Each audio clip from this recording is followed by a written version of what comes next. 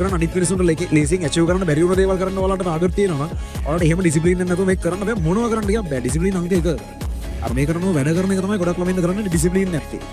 Discipline කියලා කියන්නේ කොණ්ඩේ කපන රැවුල කපන මොනවද ගවුම කොච්චරක් තන හිසෙන් පහලට තියෙනවද කොණ්ඩේ කොතලා තියෙන්නේ කොහොමද සපත්තු වලද කියන එක නෙවෙයි. ඒ ලංකාවේ ගොඩාක් වෙලාවට විනය බාර කියන එක ඇතුළේ විනය කියන එක අර්ථයක් වෙන විදිහ සාමාන්‍යයෙන් ඩිසිප්ලින් කියන එකේ අදහස තමයි ඔයාට අනාගතයේ හම්බෙන යම් ප්‍රතිලාභයක් වෙනුවෙන් මේ මොහොතේ කොච්චර දුරට තමන්ව සංයමයක් විදිහට අරගෙන යන්න පුළුවන්ද කියන එක. ඒ කියන්නේ ඕගොල්ලෝ හැමෝම දන්නවනේ මේක කරන්න ඕන කරොතින් මෙන්න මේ දේවල් ඔයාට හම්බෙනවා. එතකොට ඒවත් එක්ක ඔයාගේ ලයිෆ් එකට මේ හොඳ දේවල් එනවා කියලා ඔයාලා හැමෝම දන්නව නොදන්නව නෙමෙයි. එහෙම දැනගත්තාම හැබැයි ඒ ටාගට් තියෙන දුරින්නේ ඒ දේවල් ඔයාට ලැබෙන්නේ ගොඩක් දුරින්නේ. හැබැයි ඔයාට මේ වෙලාවේ සමහරක් දේවල් තියෙනවා ගේම් එකක් ගැහුවොත් ටීවී සීරීස් එකක් බලුවොත් ඒකේ ආස්වාදය ඔයාට ඒ මොහොතේ දැනෙනවා. ඒ මොහොතේ දැනෙන ආස්වාද තියෙනකොට හැබැයි දිගු කාලීනව ඒව වැඩක් නැහැ.